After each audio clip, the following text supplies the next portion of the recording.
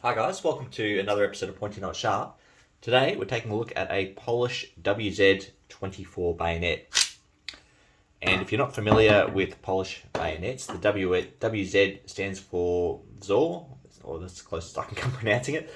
And essentially it's just Polish for model, so it's the Model 24 bayonet. Now, these were made to fit pretty much most of the rifles the Polish were using prior to World War II. So it'll fit the WZ98, it'll fit the WZ98A, as well as the carbines they made as well. This particular one was made by Perkon, which is, the long name is this in Polish, and translates to the motorcycle factory Perkon in Warsaw. I don't know how many of these were made, and I don't know what the years of production were, but it's a little bit of history to the Polish bayonets, sort of in the interwar years. So after the Treaty of Versailles, Poland was sort of reformed as a country, taken from territories of a couple other countries and merged together. And as a result, they had rifles and equipment from multiple different empires. So they were using they had in stock Mauser Nagants, they had Lebels, they had Gewehr 98s, they had Mannlicher M95s. All in all, they had 22 different rifles in all kinds of different calibers equipped to their army.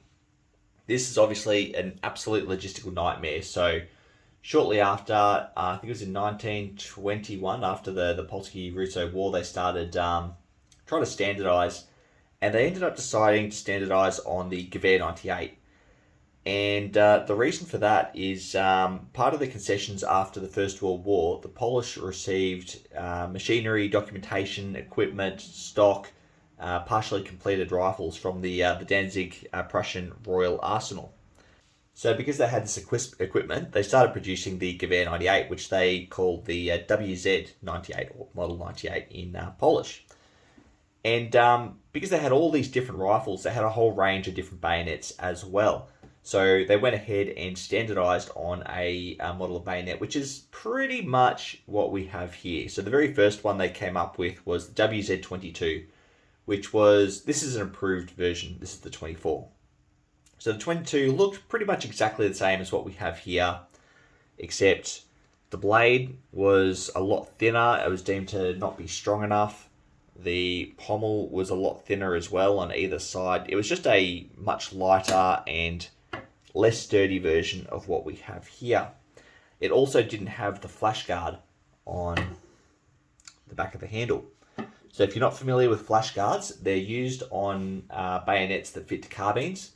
So the idea being that the bayonet lug will fit in here, and the muzzle of the firearm might only sort of terminate where my finger is. So when it fires, the German bayonets during the First World War had the problem that prior to flash guards, the flash coming out of the muzzle was charring and damaging the wooden grips. So they put these flash guards on, and they did that on the 9805s, the 8498s, pretty much all of the bayonets that the Germans were using. And because the Polish are using essentially a German rifle, being the Gewehr 98 or the WZ98, it made sense that they would also copy the design and incorporate a flash guard on bayonets that were fixed to carbines. Now the 22, as I said, was fixed to a full-length rifle, being the WZ98, and there was no provision for a flash guard because the muzzle of the firearm was all the way up past the crossguard. So it was a full-length, nice long rifle. Those early 22s, I don't have access one, so I can't show you, but I'll bring a photo up.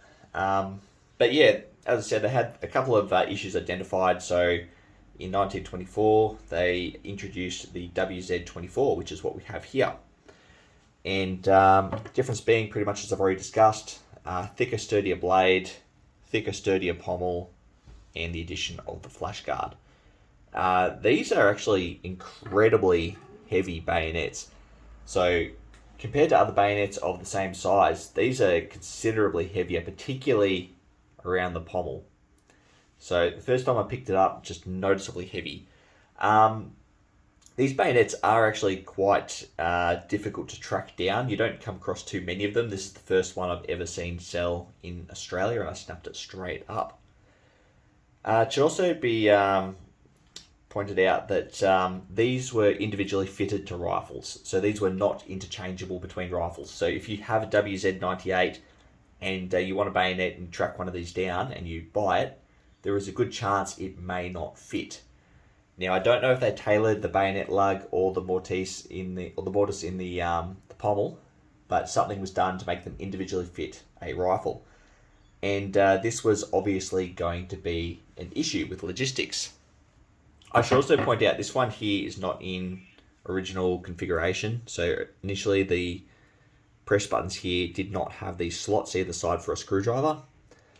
That was a later German addition.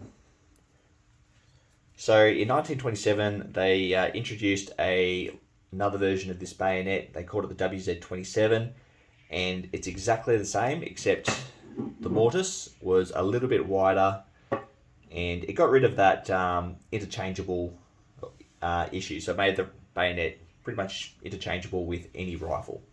It was no longer individually fitted to a specific rifle.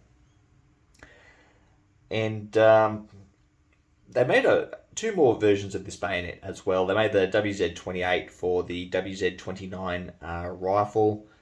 That's a lot more noticeable because it has the addition of a muzzle ring just here. It does still have a flash guard, and the cross guard itself here is a little bit thinner. And the 28s were also made by Radon, where all previous bayonets were only made by Percon. So that's how you spot one of the 28s. I struggled with telling the difference between these bayonets for the longest time. It's only until I really started researching for this video that I really got my head around it for the first time. And the last version of this bayonet was the WZ29, or the mobilization model. They do have a muzzle ring, they don't have a flash guard, and they were made in 1939. And because they don't have a flash guard, they were made for a long rifle, so they've gone back from a carbine back to a long rifle.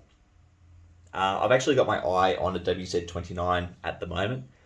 It's in terrible condition, but it's really, really cheap, and I'm thinking about buying it. It'll be not the best candidate for a video due to the condition, but I might get it anyway. And yeah, these bayonets were built during the interwar period, and then obviously World War II happened, and Germany just blew through Poland, and they captured and used a lot of their equipment. And that's what we have here. We have WZ24 in a German 8498 scabbard. And that is very, very common. It's very common that these bayonets were repurposed and used by the Germans, and extremely common you'll find them with German scabbards. There are also versions of this bayonet which were converted to German use. So this is sort of in original configuration in that it's got a minor change, it's got the press stud and the scabbard, but there were other additions as well, like they were completely blued. And I think they were even produced under German occupation as well.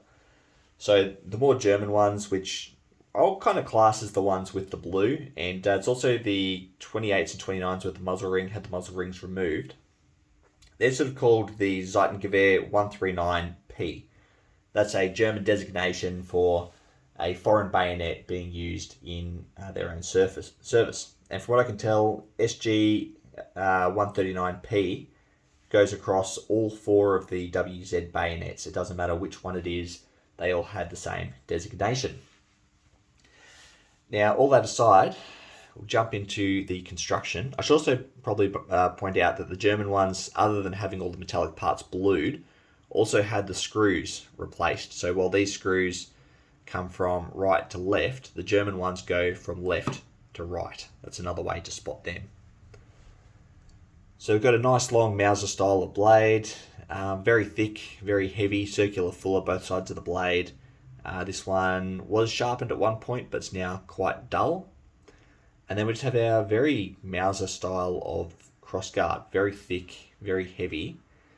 And something I've noticed is we've got two little sheets of metal inside the handle.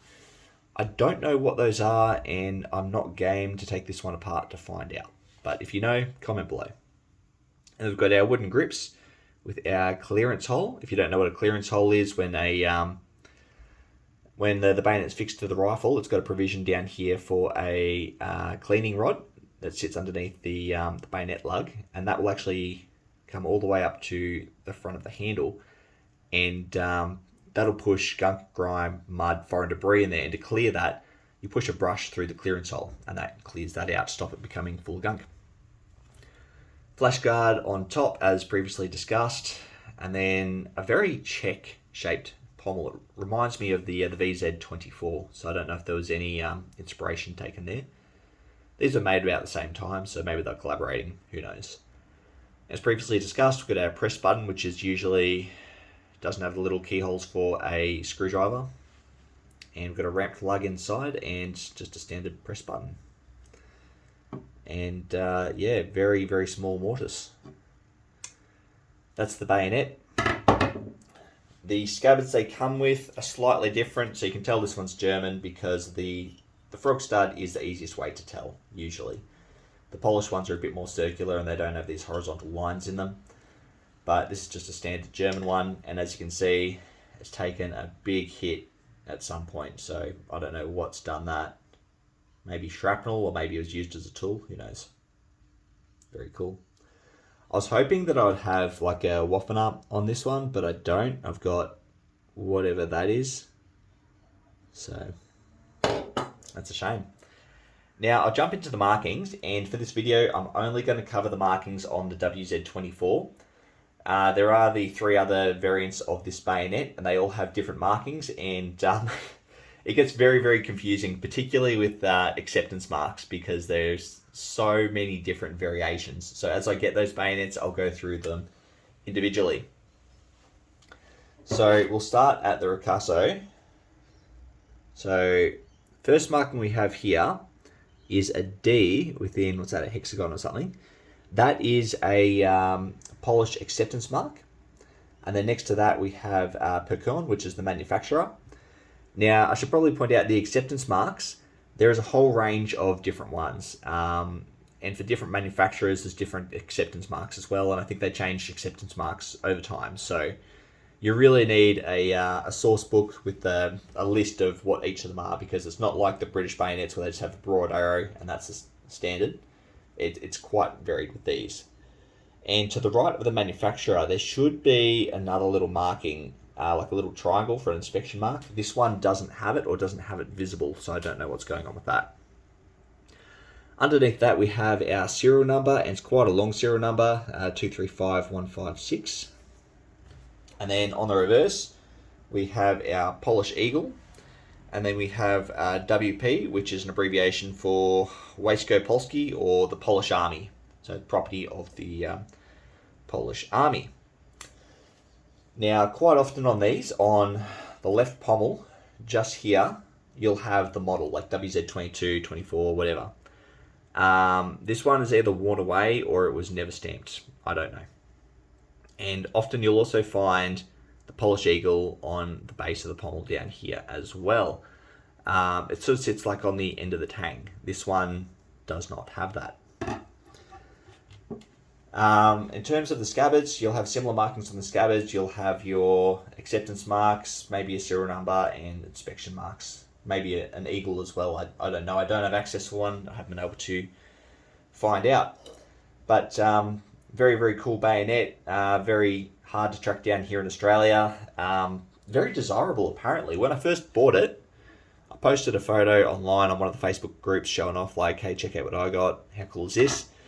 And I put lots of posts up before, but this was the first time I got bombarded with PMs asking how much for it. You know, they want to buy it. So I think it's a pretty desirable bayonet, and I don't intend to part with it anytime soon. Now, there is a lot of information on these out there, but it's not in English. There's some fantastic books. I think they're mainly in Polish, but I can't even get access to those books, let alone get an English copy. I mean, I know I could Google Translate one if I did get one, but I don't even have access to the books. I don't even know what the titles are. So I did struggle a little bit researching this video, and I probably left lots of information out. I know there's a lot of really passionate collectors out there who are into these. Hopefully you guys can comment below and fill in any gaps or correct any mistakes I've made. Anyway, guys, that's all I've got. Thanks for watching.